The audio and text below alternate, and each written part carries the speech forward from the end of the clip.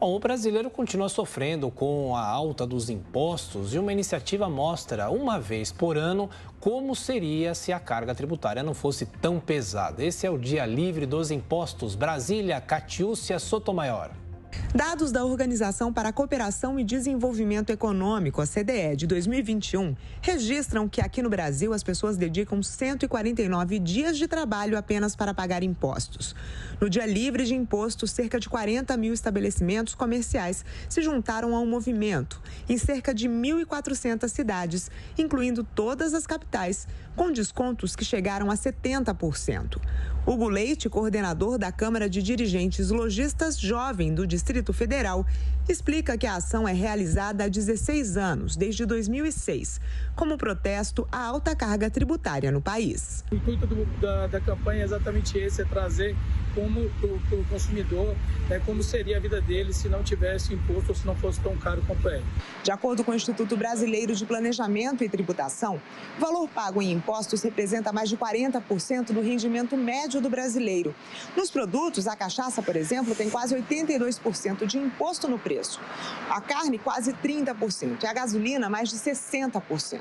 O empresário Vonder Jarjur, dono de uma rede de postos de combustíveis, já adere à iniciativa há 11 anos e comenta que a tributação não prejudica apenas o consumidor. O imposto está caro, o dólar alto faz o combustível aumentar de preço ainda mais.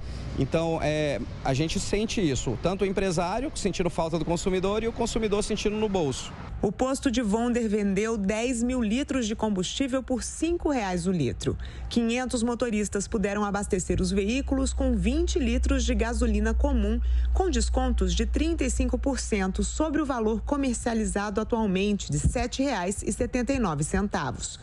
O motorista de aplicativo, Theo Silva, veio de longe atrás da promoção, mas chegou atrasado. Eu desloquei de uma faixa de entre 50 a 60 quilômetros para chegar até aqui e quando eu cheguei aqui, infelizmente, não houve mais a promoção. Supermercados, açougues, farmácias, além de lojas de roupa, óticas e outros negócios entraram na mobilização.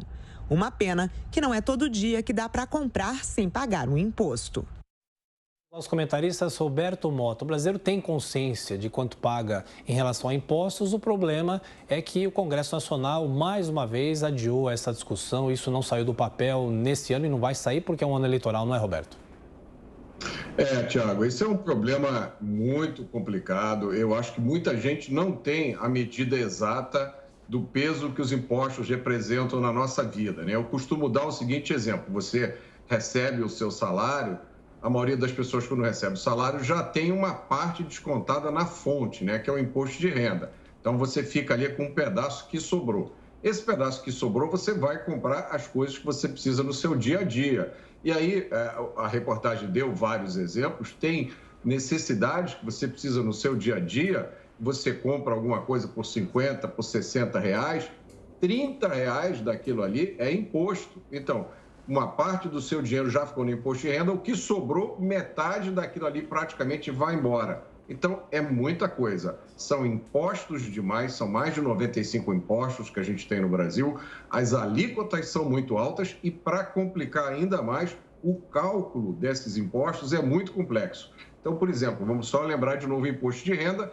Quem faz o cálculo somos nós, é o contribuinte. E se você erra nesse cálculo, você está sujeito a levar multa e juros sobre o cálculo que você mesmo fez. Isso tem que melhorar. Amanda, o brasileiro paga muito imposto, isso faz tempo. Qual esperança a gente pode ter? A reforma tributária pode colaborar? Poderia colaborar e muito, seria a reforma macroeconômica talvez mais importante. Infelizmente, o governo e a classe política perderam o bonde da história. Quer dizer, essa reforma tributária está atrasada há uns 20 anos, né, Mota? Sabe que hoje, mais cedo, eu conversava justamente sobre esse assunto com o Gabriel Barros, que é economista Asset da Rio, economista-chefe, perdão, da Rio Asset, e ele me fez uma conta mostrando o seguinte, que os estudos empíricos mais recentes mostram que uma reforma tributária bem feita, com IVA, né, que seria aquele imposto sobre o valor agregado bem feito, poderia dinamizar, aumentar os investimentos em 40% em 8 anos, ou seja, num prazo curto, tem um efeito muito, muito rápido. Essa é uma demonstração de como essa reforma seria fundamental para o Brasil. E, além disso, a gente tem uma estrutura tributária, um sistema tributário extremamente regressiva, ou seja, taxa mais os mais pobres, não é uma tributação sobre renda, é uma tributação principalmente sobre consumo. E isso, por exemplo, a reforma tributária, pelo menos as propostas que estavam em discussão, não atacavam.